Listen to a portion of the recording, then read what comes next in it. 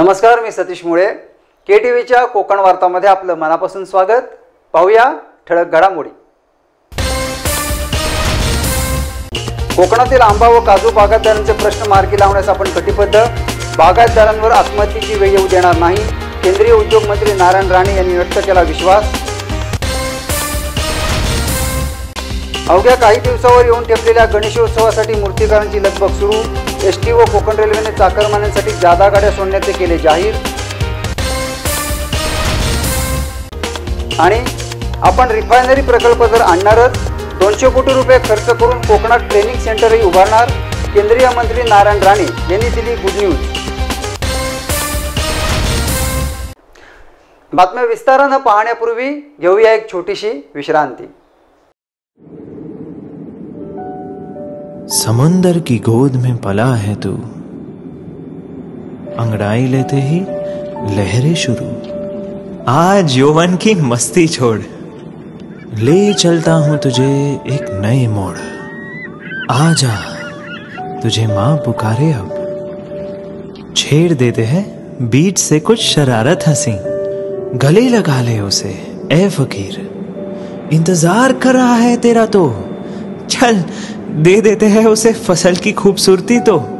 आजा तुझे मां पुकारे अब, मीलों आगे चलना है हमें. सिर्फ फसल नहीं, तेरे स्पर्श की चाह में बैठे हैं शहरों में भी कहीं. उनके मुख पे भी लानी है मुस्कान, उन्हें भी देनी है एक नई पहचान. आजा तुझे मां पुकारे अब. फिनोलेक्स पाइप्स पहुंचाए पानी को अपनी मां के पास. विश्रांतीनंतर आपलं पुन्हा एकदा स्वागत. बातम्या पाहूया विस्तारानं. आंबा व काजू बागायतदार यांचे प्रश्न मार्गी लावण्यास आपण कटिबद्ध आहोत, असा विश्वास केंद्रीय उद्योग मंत्री नारायण राणे यांनी व्यक्त करीत बागायतदारांवर आत्महत्येची वेळ येऊ देणार नाही असे म्हणाले. मी आपल्याला एवढंच सांगेन, तुमची निवेदन मला मिळाले. या निवेदनाचा पुरेपूर अभ्यास करून तुम्हा बागायतदारांना सरकारकडून कसा मोबदला मिळावा आणि मिळेल याचा मी नक्कीच प्रयत्न करेन. एक आमचा बागायतदार असा म्हणाला की नाहीतर आम्हाला आत्महत्या करा, ही वेळ मी येऊ देणार. शेवटी मी जरी देशाचा एक कॅबिनेट मंत्री असतो तरी मी शेवटी कोकणातूनच गेलेलो. त्यामुळे माझ्या मंत्रिपदाचा उपयोग हा कोकणाला मिळावा याचा मी प्रामाणिकपणे प्रयत्न करेन. केंद्रीय उद्योग मंत्री नारायण राणे यांनी रत्नागिरी पावस मार्गावरील गोळप येथे असलेल्या देसाई बंधूंच्या आंबा फॅक्टरीला भेट देत पाहणी केली. या प्रसंगी आयोजित एका कार्यक्रमात देसाई बंधू आणि आंबा व काजू बागायतदारांतर्फे नारायण राणे, आमदार आशिष शेलार, आमदार प्रसाद लाड, माजी खासदार निलेश राणे आदींचा सत्कार करण्यात आला.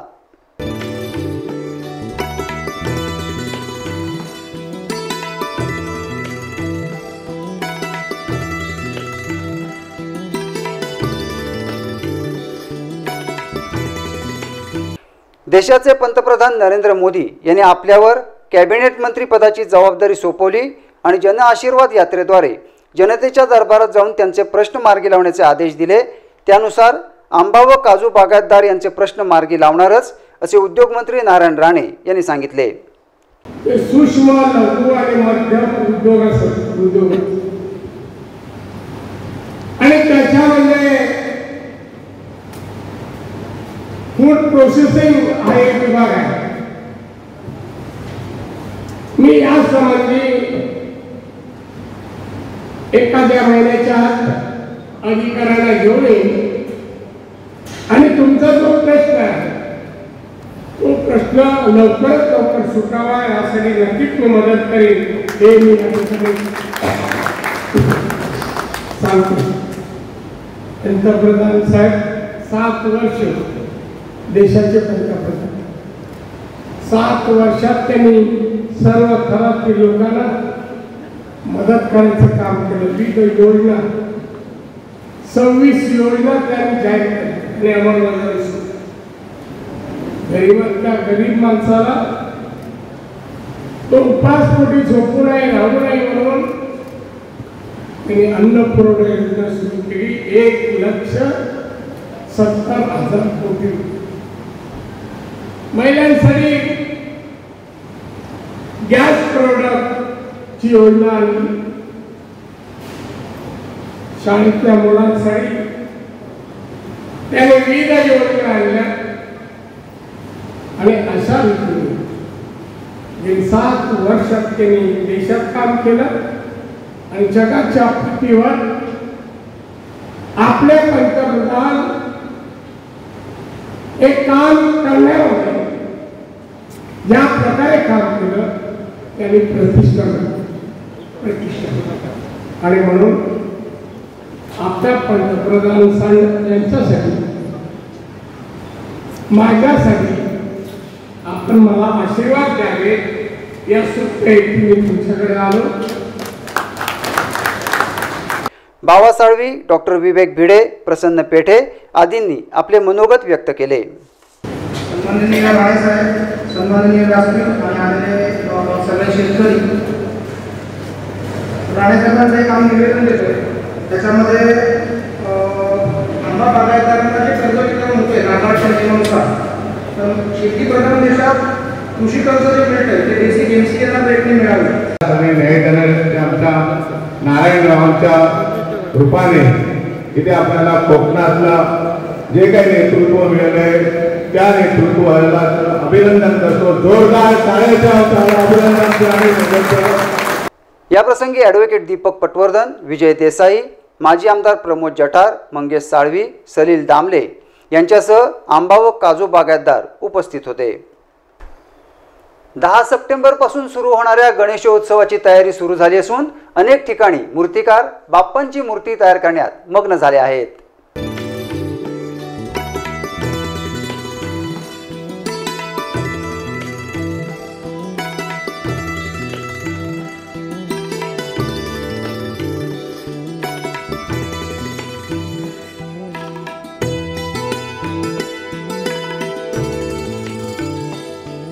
लांजा येथील KTVचे प्रतिनिधी दिलीप मुजावर यांनी दिलेल्या वृत्तानुसार लांजा शहर आणि ग्रामीण भागात गणेश मूर्ती कारखान्यात मूर्तिकार दिवसरात्र काम करीत असल्याचे दिसून आले आहे.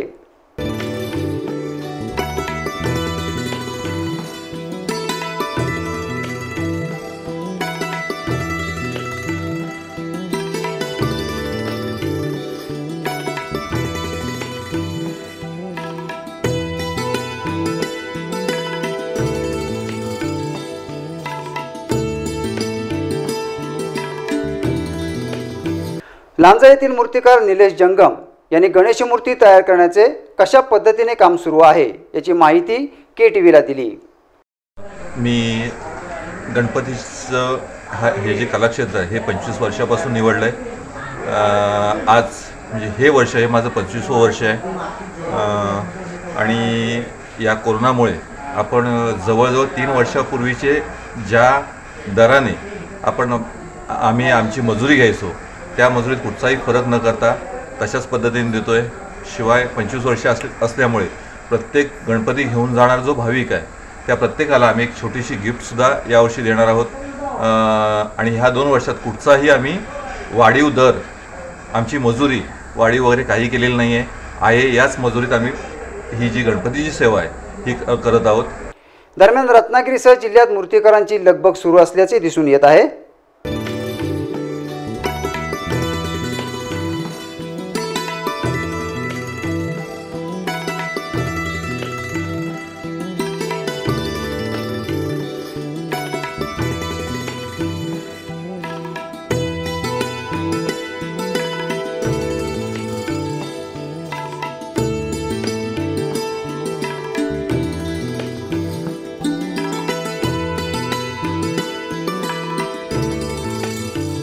कोरोनाच्या पार्श्वभूमीवर यंदाही जिल्हावासियांनी गणेशोत्सव साधेपणाने व शासनाच्या नियमांचे पालन करीत साजरा करावा असे आवाहन जिल्हाधिकारी डॉक्टर BN पाटील यांनी केले आहे.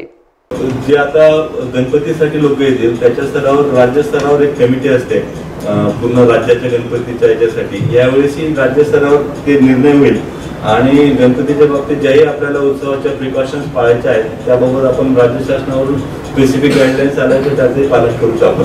पण तत्पूर्वी असं होऊ नये, लोक येतीलच, त्यामुळे आपण त्यांची तपासणी वगैरे जे आता रुटीन सुरू आहे ते राहणारच आहे. आणि राज्य शासनाने तसंही म्हटलं की वॅक्सिनेशन असल्याशिवाय येऊ नये, त्यामुळे तीच एक प्रिकॉशन राहीलच. दरम्यान एसटी व कोकण रेल्वेने गणेशोत्सवासाठी गावी येणाऱ्यांसाठी जादा गाड्या सोडण्याचे जाहीर केले आहे. कोकणातील बेरोजगार तरुणांच्या हाताला काम मिळावे म्हणून आपण रिफायनरी प्रकल्प तर आणणारच, 200 कोटी रुपये खर्च करून ट्रेनिंग सेंटरही उभारणार असल्याची माहिती केंद्रीय उद्योग मंत्री नारायण राणे यांनी दिली आहे. देशातल्या उद्योग विभागाने 80% कारखाने म्हणा, फॅक्टरी म्हणा, उद्योगधंदे माझ्याजवळ आहेत. कोकणात औद्योगिक प्रगती होण्यासाठी मी काम करणार आहे. सूक्ष्म अगदी महिलांना छोटे महिला असो पुरुष छोटे उद्योग, त्याच्यामध्ये 35% सबसिडी आहे आणि 1 कोटीचं कर्ज मिळते. त्यात 35% ते 90% काही योजनांना सबसिडी आहे. मी यानंतर कोकणात येईन, ते आमच्या अधिकाऱ्यांना घेऊन येईन. मी त्यांना आदेश दिले आहे की कुठे काय करा, सिंधुदुर्गात काय करावं, रत्नागिरीत काय. एक मोठं ट्रेनिंग सेंटर, उद्योगाचं प्रशिक्षण, उद्योगाला लागणारं कर्ज, मशिनरी या सर्वांचं मार्गदर्शन त्या ट्रेनिंग सेंटरमध्ये मिळणार. आणि सगळ्या प्रकारचे उद्योग असं ट्रेनिंग सेंटर 200 कोटीचं मी सिंधुदुर्गात ओरसच्या जवळ सांगितलेलं आहे. जमीन पण खरी ती द्यावी लागते, ती पण मी सांगितलं जमीन मी तुम्हाला देतो, मला ट्रेनिंग सेंटर करा. रत्नागिरी येथे आयोजित पत्रकार परिषदेमध्ये बोलताना उद्योगमंत्री नारायण राणे यांनी राज्य शासनावर कडाडून टीका केली. नारायण राणेच्या पाठी लागू नका, नाहीतर मी आता थोडाच बोलतोय, मग सगळंच बोलायला लागेल, ते परवडणार नाही परवडणार. केसेस काढू, हे काढू, ते काढू. खरं मी एवढा जर क्रिमिनल होतो, मुख्यमंत्री केलं कसं काय, एवढे वर्ष मंत्री होतो कसा राहिलो मी. शाखा प्रमुख, नगरसेवक,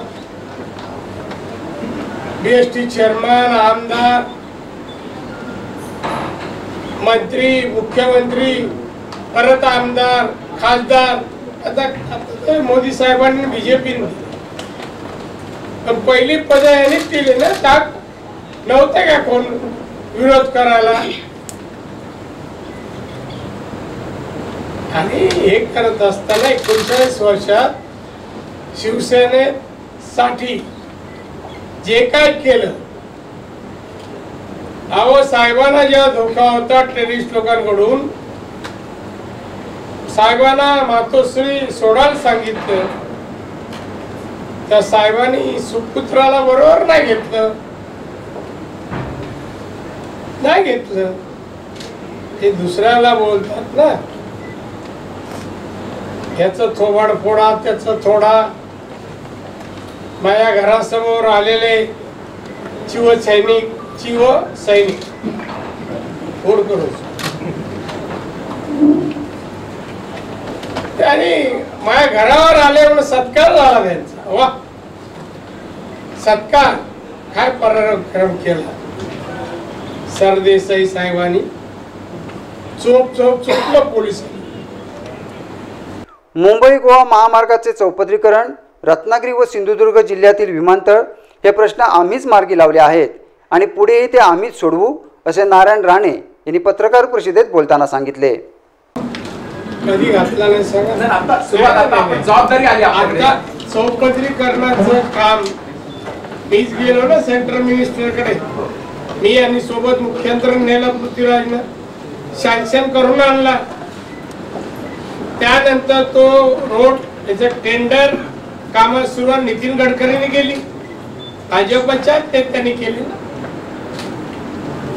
आणि त्यामुळे इथलं जे काही झालंय, मी सोडून एखादा प्रकल्प आणला सांगा, शिवडचा मीच आणला होता, काय केलं आणि एक दगड टेन लावला. अनेक जे प्रकल्प झालेले आहेत, महिला उद्योग मी सुरू केलं ना, आज 250-300 महिला काम करतात. आता अनेक उद्योग, इन्फ्रास्ट्रक्चर, पायाभूत सुविधा कोणी गेल्या? नारायण राणे सोडून का कोण आहे सांगा ना मला, कोण सुस्त तरी सांगा. असं आणि तुम्ही म्हणता ना बाकी काही राहिली ना, ते मी करेन. आता परत मंत्री झालोच आहे, आपली जबाबदारी वाढली, लोकांच्या आशय वाढल्या. मार्गदर्शन करा, पहिलं कुठलं करावं. ठाकरे सरकारने माझ्यावर केलेली अटकेची कारवाई बेकायदेशीर असून त्यांना सत्तेची मस्ती आली आहे, असे नारायण राणे पत्रकारांजवळ बोलताना म्हणाले. आणि आम्ही कायम विरोधी पक्षात बसायला थोडी आलो आहोत, असा सूचक इशाराही दिला. मी फिरत असताना जी काही घटना घडली त्याबद्दल मला काही म्हणायचं नाहीये. कायदेशीर नाही, कायदेशीरता नाहीये. मी कुठलाही गुन्हा केलेला नाहीये. जबरदस्तीने आपण सत्तेत आहोत, ती सत्तेची मस्ती दाखवण्याचा काही लोक प्रयत्न करतात. माझी हरकत नाही, दाखवा. पण आम्ही जन्माला आलो ते फक्त विरोधी पक्षात राहण्यासाठी जन्माला आलेलो नाही.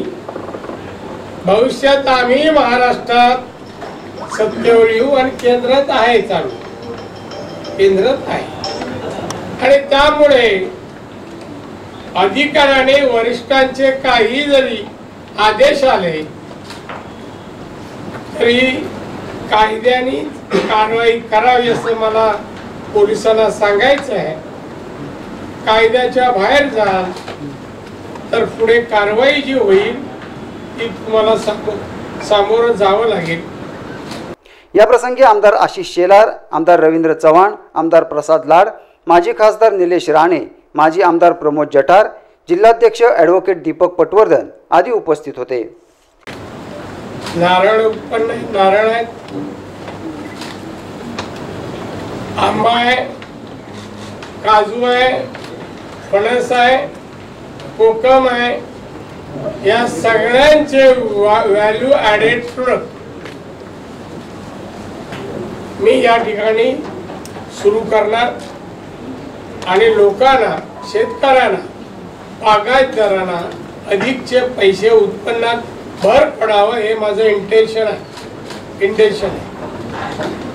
आणि म्हणून कोणी काय म्हणून मी काम करणार, कोकणी माणसाचा करणार. या 2 वर्षात कोकणाला काय दिलं हो? या रत्नागिरीत तर शिवसेनेची सत्ता आहे, काय दिलं सांगा? जिल्हा परिषद कर्जबाजारी करून टाकली, दिवाळखोरी झाली आहे, पुराचे पैसे दिले, पुनर्वसन केलं, काय अवस्था आहे. आणि त्यामुळे रस्ते मी पाहिले आता.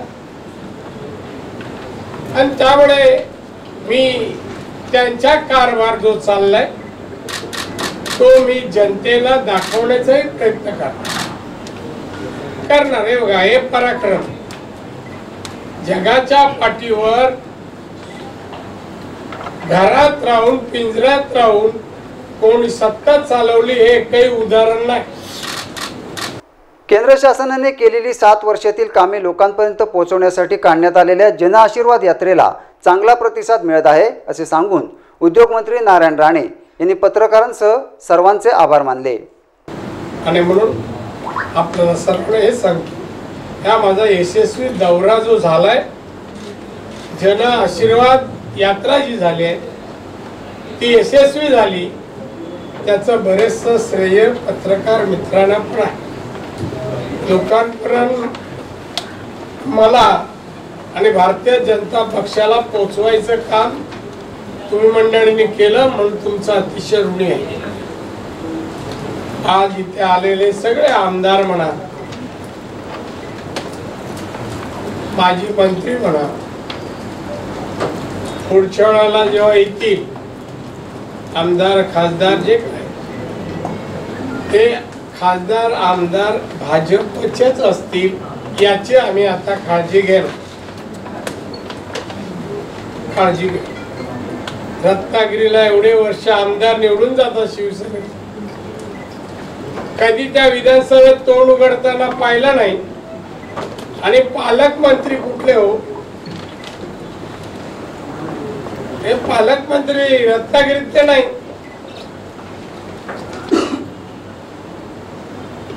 का? रत्नागिरीचा आमदार मंत्री होऊ शकत नाही? पण नाही करायचं, कोकणाला न्याय द्यायचा नाही. शिवसेना मुळात कोकणी माणसाने शिवसेना पुढे आणली, आधार दिला. आताचे कोण नव्हते, आता पाहुणे आहेत. आणि म्हणून जास्त बोलत नाही, पुढे जायचंय. तेव्हा आपण मंडळींचे आभार मानतो. असं सहकार्य भविष्यात ठेवाल असंही आशा व्यक्त. केंद्रीय उद्योग मंत्री नारायण राणे यांनी रत्नागिरी येथे पत्रकारांशी विविध विषयावर संवाद साधत सर्व प्रश्नांना मनमोकळेपणाने उत्तरे दिली. राज्यात अनेक प्रश्न आहेत, समस्या आहेत. शेतकऱ्यांची आहे, कर्जमाफीची आहे, शेती उत्पन्नाला चांगला पिकांना भाव मिळत नाही ती आहे, मजुरांना रोजगार मिळत नाही, ऊसतोड कामगारांचा प्रश्न आहे, बेकारी कोरोनामुळे फार मोठ्या प्रमाणात वाढली, मोठ्या प्रमाणात. चिपळूणच्या व्यापाऱ्यांचा विम्याचा प्रश्न आहे, तो ऐरणीवर आहे. चिपळूणच्या व्यापाऱ्यांचा विम्याचा प्रश्न आहे ना, तो ऐरणीवर आहे.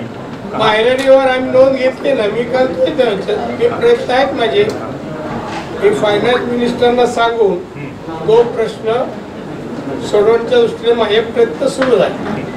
मी पहिल्यापासून नाणार यासाठी मी पहिल्यापासून या नाणारशी संबंधित आहे.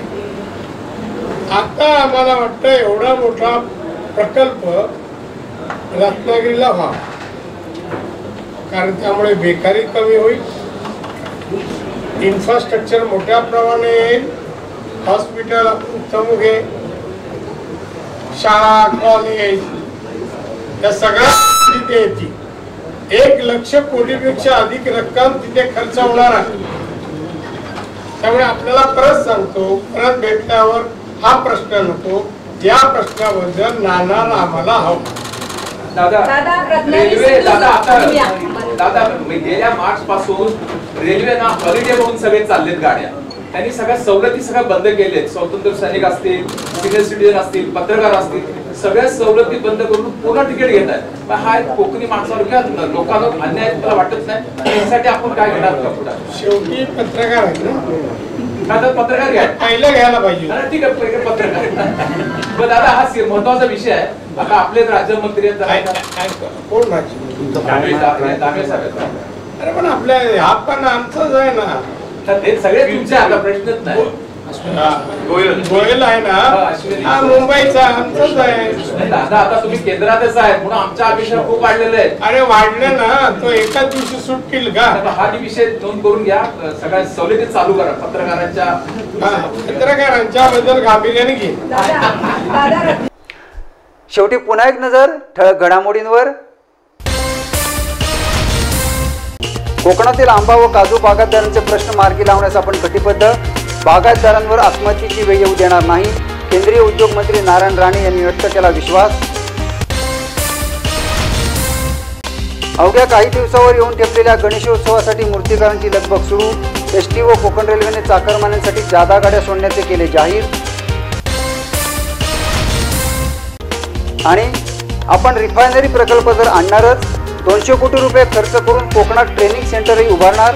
केंद्रीय मंत्री नारायण राणे यांनी दिली गुड न्यूज. याबरोबरच हे बातमीपत्र संपलं. नमस्कार.